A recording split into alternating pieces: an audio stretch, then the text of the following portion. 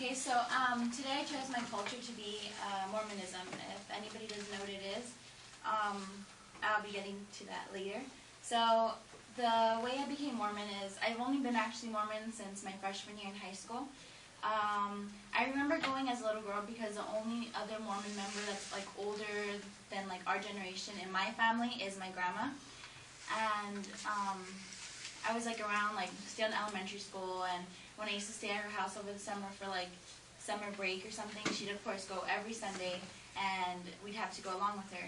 I hated it because it was like 3 hours long, and she speaks Spanish and I wasn't good at Spanish, so like I didn't understand anything that was going on. They like passed the book around to read it, and it was just like Spanish words. I was just like, oh my gosh, I can't read this, and I'd cry. I hated going to church.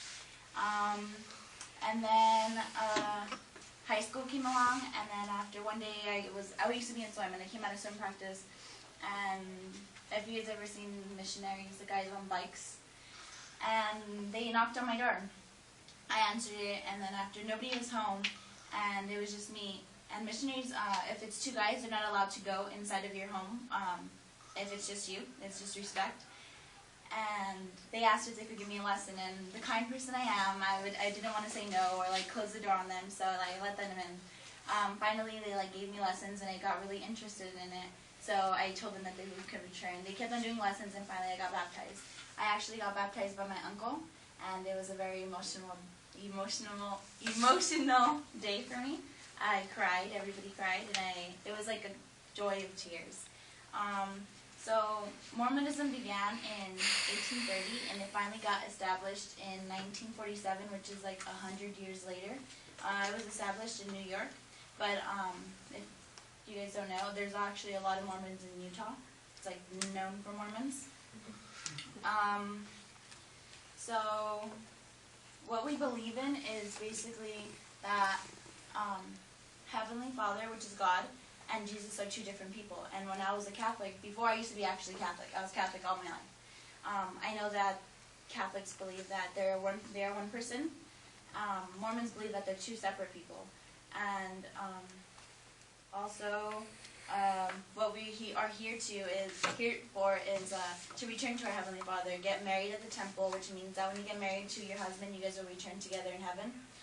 And we're also here to like preach and make our culture bigger. Why I'm credible for this is I've been a member for about 5 years. I've been baptized, and I go to church every Sunday, and there's usually activities on Wednesdays, and it's actually really fun. The activities, we don't like just like learn about the book or the Book of Mormon. We go to, it's like single people, everybody our age. Being a Mormon is a choice I made myself, and I enjoy being it.